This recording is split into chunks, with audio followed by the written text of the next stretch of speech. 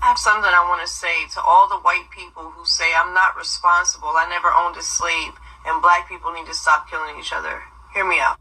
During slavery, slaves endured sexual abuse, rape, denial of education, whipping, families split up and sold, shackling, hanging, beating, burning, mutilation, imprisonment, denial of food and sleep, buck busting, families being forced to sleep with each other for the purpose of breeding and then being made fun of for it. Torture, and also, if this was not happening to you directly, you had to watch your loved ones endure all of this. And this is just very few examples, meant for the reassertion of dominance over the slave by the slave master. And after the slaves were freed, they had to endure their babies being used as alligator baits, their skin being sold as fashion, being eaten as a delicacy, being lynched and burned alive. More denial of education. Now they went from being forced to breed to being forced to be sterilized because white supremacists did not want them to have children.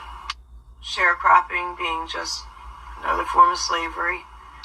And not only that, but through all of this, there were many black communities that were thriving. Through all of this, they found a way to become successful on their own and independent, and that made white people angry. So they burned it down and destroyed the hope and success that they did have. I say all that to say, we still benefit from all these atrocities that were created and committed by white supremacists. While they were denied education or too scared to go to school because they didn't want to be lynched or burned alive, we continued our education.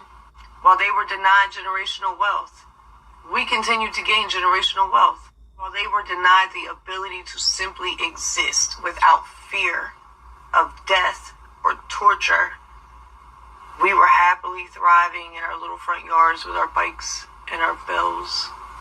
We benefit off of the atrocities that were committed. And if you, with a clear conscience, can honestly say that that's okay, then there is something severely wrong with you.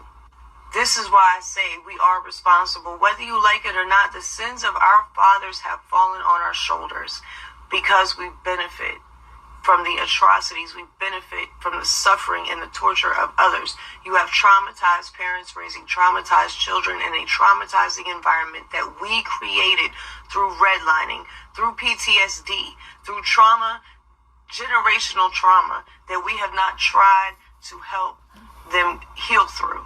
And we still continue to deny them opportunities. This is why I'm saying we have to stand up and do something.